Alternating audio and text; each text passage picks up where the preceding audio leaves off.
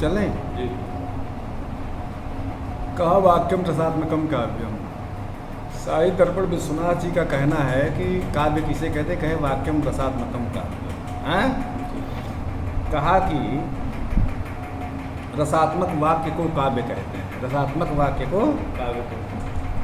तो कहा कि रस किसे कहते हैं, कहा रस एव आत्मा सार रूपतया जीवन धायको यस्य हैं तेन विना तस्य काव्यत्वाभावस्य प्रतिपादितत्वात् रस्यते आस्वाद्यते इति रसः इति व्युत्पत्ति योगात् भाव तदा भाषादयो गृह्यन्ते।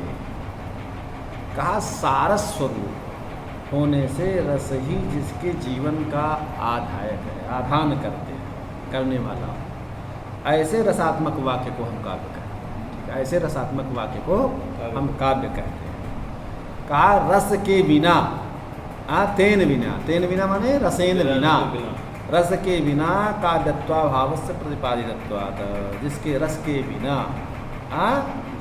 ठीक ना, वाक्य में काव्यता आ ही नहीं सकती। ठीक है, तो इस बात को हम पहले क्या नाम प्रतिपादितत्वात् पहले ही बता चुके हैं। रस्यते, कहा रस क्या है, रस्यते आस्वाद्यते, जिसका आस्वादन किया जाता है वह रस है। ठीक है, रस्यते आस्वाद्यते, रस आस्वादने धातु से धातु को कर्म करते सूत्र से घय प्रत्यय करने पर प्रकृति प्रत्यय तो उसमें भाव तथा भाषादयो भी भावा तथा भाषा रसाभाषा भावा भाषा से गृह्यन्ते आदि पदे से भाव शांति आदि का भी ग्रहण कर लेते हैं। ठीक, भाव संधि भाव सबलता इत्यादि का भी ग्रहण हो जाता है। तो कहा कि ऐसी व्युत्पत्ति करने से भाव रसाभास आदियों का भी ग्रहण होता है। कहा कि अब तत्व रसो यथा, अब हम जैसे रस इत्यादि का, श्रृंगार रस इत्यादि का उदाहरण बता रहे हैं। हाँ, शून्यम वासगृहम विलोक शयनाद उत्थाय किंचिक्षणैः निद्रा व्याज मुपागतस्य सुचिरम निर्वर्ण्य पत्युर्मुखम विश्रद्धम परिचुम्ब्य जात पुलकामालोक्य गंडस्थलीम न लज्जा नम्र मुखी प्रियेण हस्ता वाला चिरम चुंबिता। समझे? तो यहाँ पर कोई नवोढ़ा, नवोढ़ा माने नवपरिणीता, बाला तरुणी का विवाह हुआ था, वह अपने कमरे में अकेली थी। अपने कमरे में अकेली ने कहा नवोढ़ा नायिका ने कमरे में सखी आदियों से शून्य देखकर, माने सखी आदियाँ उसके कमरे में उस समय नहीं थी, अकेली थी, और उसका पति भी पलंग पर लेटा हुआ था। ठीक है जी। तो पलंग से धीरे से उठ करके क्या किया, नींद के बहाने से वह उसका पति उस पलंग पर लेटा हुआ था। शून्यम वासगृहम विलोक्य शयनाद उत्थाय किंचिक्षणैः, और निद्रा व्याज, निद्रा माने व्याज माने बहाने से, नींद के बहाने से, मुपागतस्य सुचिरम निर्वर्ण्य पत्युर्मुखम, निर्वर्ण्य पत्युर्मुखम। ठीक है। अच्छा, तो कहा कि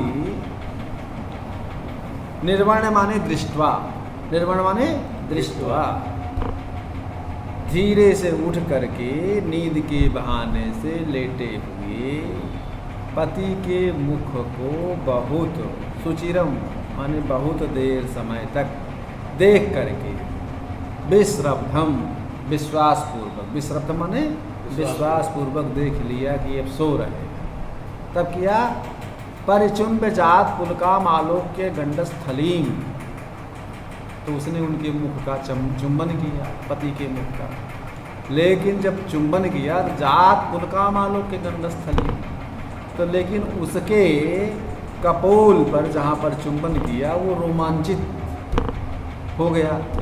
जब रोमांचित हो गया, इस बात को जानी, तो वह लज्जा नम्र मुखी प्रियेण हस्ता वाला चिरम चुंबिता, तो वो लज्जा से लजा गई और अवनत नीचे मुख वाली सी हो गई, नीचे मुख कर ली लजा करके। तो उसका तब हंसते हुए उसके नायक ने, पति ने बहुत समय तक उसका चुंबन किया। समझ रहे हो नहीं? तो कहा कि अत्र ही संभोग श्रृंगाराख्यो रसः। कहा कि अत्र यहाँ पर बाला प्रियश्च आलम्बन विभाव, शून्यम बास गृहादि इत्यादि उद्दीपन विभाव, बालाकृत विलोकनादया प्रिय विहित ब्याज निद्रादयश्च अनुभाव, लज्जा हासादयो व्यभिचारी भाव, एतैर्व्यक्तैरत्याख्या स्थायी भाव रसरूपतां प्राप्ता। अर्थात सच रस श्रृंगार रूप है, सच दुविधा संभोगो विप्लम्भश्च अत्र कतरो रस इत्याकांक्षायाम अस्मिन् पद्ये संभोग श्रृंगाराख्यो रसः। तो यहाँ पर संभोग श्रृंगार नामक रस है, ठीक है कि नहीं? तो ये संभोग श्रृंगार नामक रस यहाँ हुआ। अच्छा, कहा कि भाव यथा महापात्र राघवानंद संधि विग्रहिकाणाम, महापात्र राघवानंद संधि विग्रहीकृत भाव का उदाहरण अब हम दे रहे हैं, ठीक है? कहा कि इस भाव के उदाहरण में विष्णु के 10 अवतारों का, भगवान के 10 अवतारों का वर्णन है। यस्यालीयत सल्कसीम्न जलधि पृष्ठे जगन मंडलम द्रष्टायाम धरणी नखे दित सुताधीशा पदे रोदसी क्रोधे छत्रगणा धरे दशमुखा प्राणो पलम्बासुरो ध्याने विश्वमसावधार्मिक कुलम कस्मै चिदस्मै नमः। ठीक है? यहाँ पर अत्र भगवत विषया रतिर्भाव है। भगवान विषय जब कोई प्रेम होता है तो साहित्य शास्त्र में उसको भाव कहते हैं। तो क्या कहते हैं? भाव। तो कहा कि तो भगवान के 10 अवतारों का वर्णन यहाँ पर किया गया है। कहा कि यहाँ पहले ठीक है, इसमें कहा गया कि जस्या लियत सल्क सीम्न जलधि, जिस नारायण भगवान के सल्क सीम्न माने बलकलैक देशे, जलधि माने समुद्र, अलीयत लीनो अभवत, मतलब अर्थात मत्स्यावतार है। कहने का मतलब ये है कि जिस भगवान विष्णु के 10 अवतारों में जिस मत्स्य के बलकल के अवयव में समुद्र समा गया, लीन होगा, और क्या हुआ? पृष्ठे जगन मंडलम, पृष्ठे माने पीठ, जिस कच्छप की पीठ पर भूमंडल लीन हो गया, समा गया, पूरी पृथ्वी समा गई। और दृष्टायाम धरणी नखे दितसुता धीसा परे पदे रोदसी, और जिस क्या नाम से बाराह की दृष्टा मान्य डाढ़ में पृथ्वी लीन हो गई, और जिस नृसिंहार अवतार के नख में दैत्यों के अधिपति हिरण्यकश्यपु लीन हो गया। ठीक है? और जिस वामन के चरण में पृथ्वी और आकाश लीन हो गया। रोदसी माने सारे में लीन आ रहा है। लीन माने समा गया। हाँ, तो रोदसी माने आकाश और पृथ्वी का जो भाग है, अर्थात जिस वामन भगवान के अवतार में क्या नाम से पृथ्वी और आकाश समा गए। और क्रोधे छत्रगण सरे दशमुखा प्राणो प्रलंबासुरो, और जिस परशुराम के क्रोध में क्षत्रिय पूरा क्षत्रियों का समूह समा गया, लीन हो गया। और जिस राम के अवतार में, राम के बाण में रावण लीन हो गया।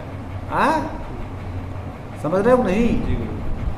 सरे दशमुखा, अब प्राणव प्रलंबासुरो, और जिस के हाथ में प्रलंब नामक दैत्य लीन हो गया, अर्थात बलरामा अवतार भगवान का।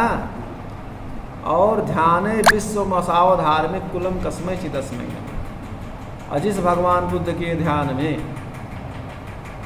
विश्व का लय हुआ, पूरा विश्व समा गया, और जिस कल्कि की तलवार में अधर्मी लोगों का भी लय हो गया, ऐसे अनिर्वचनीय महिमा वाले भगवान नारायण को मेरा नमस्कार, मेरा नमस्कार।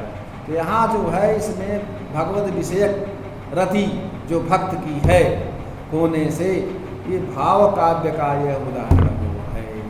भाव काव्य के उदाहरण के रूप में इसका प्रतिपादन